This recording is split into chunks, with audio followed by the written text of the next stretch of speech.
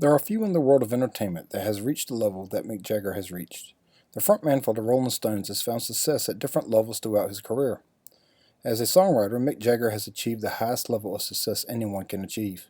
His performances on stage are action-packed. As an actor, his presence draws the viewer in. His business demeanor and the success of branding the Rolling Stones even led Mick Jagger to knighthood. Mick Jagger and his childhood friend Keith Richards joined together in 1960 to start working on music. As part of Alex Corner's shows, the two met other members Brian Jones, Ian Stewart, Charlie Watts, and Bill Wyman, and by 1962 the Rolling Stones were formed. A year later, the Stones signed Andrew Oldham as their manager, who was promoting the Beatles at the time. Oldham looked at the Rolling Stones as the anti-Beatles and started promoting their bad boy image. Oldham took the Stones to record their first single, Chuck Berry's Come On, and the song would rise to number 21 on the UK singles charts. Their first American hit was Buddy Holly's Not Fade Away, that reached number 48 on the American singles charts. Oldham was the first person to get Jagger and Richards to start writing their own material. In 1965, they had their first number one song, I Can't Get No Satisfaction, a song that still is recognizable and heavily played 50 years later. July 12, 1962, saw the Stones perform the first time at the legendary Marquee Club in London, England. Giorgio Gomeschi booked the Rolling Stones to his Crawdaddy Club for 8 months and acted as the band's manager until they signed with Oldham. Mick Jagger loved the sound of the blues. His infatuation with songs from Muddy Waters is what inspired the name the Rolling Stones, named after the Muddy Waters song. Mick Jagger was also behind the band's move towards independence, helping launch the label Rolling Stones Records. Jagger has collaborated with some of the biggest names in the industry since his start in 1962. He has worked with the likes of Tina Turner, David Bowie, Bono, Lenny Kravitz, Pete Townsend, and even Taylor Swift. Mick Jagger has also had a solo career that includes 15 singles and 5 albums. He's starred and been featured in films including Ned Kelly, The Man from Ellison Fields, and Performance. Any career that spans for over 50 years certainly has its twists and turns. In 1967, Jagger was arrested on drug charges, though he did not receive a stiff penalty.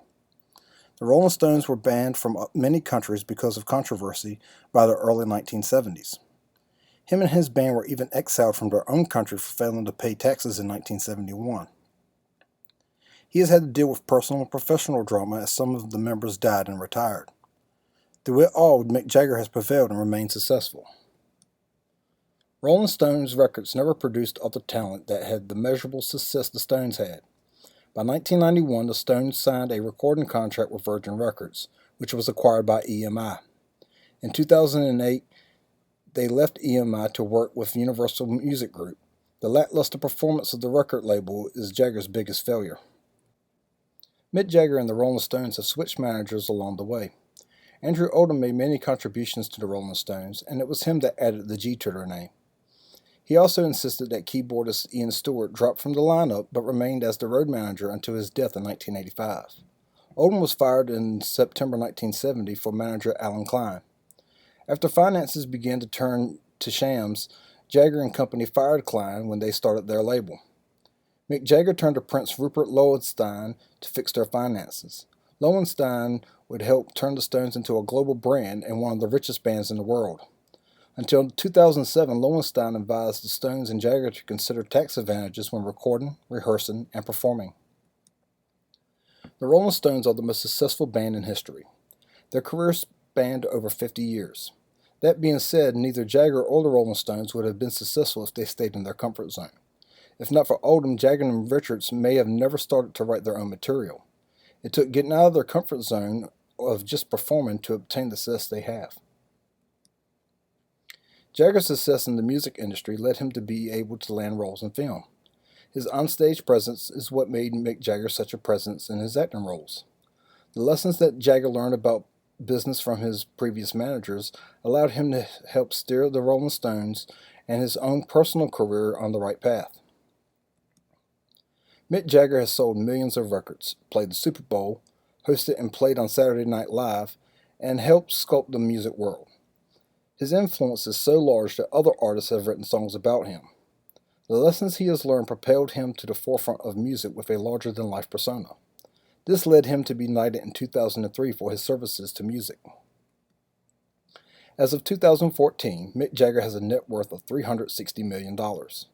He made $46 million in earnings in 2013. In 2014, after the death of his partner Loren Scott, he was entrusted with an estate worth $9 million. Looking at the career of Mick Jagger, one can draw from his experiences. It is important to look outside the box and your comfort zone. If Mick Jagger had not listened to Andrew Oldham, he may have not started writing the songs that led to a huge career that has lasted more than 5 decades. It is important to make sure that when you have a manager, that he or she handles the finances correctly. Failing to pay taxes is what got Jagger exiled from England in 1971. Finally, it is important to always push forward. Life and career choices will be challenging at times. Looking ahead and continuing to pursue your goals and dreams during these times can lead to a success that will last beyond a lifetime.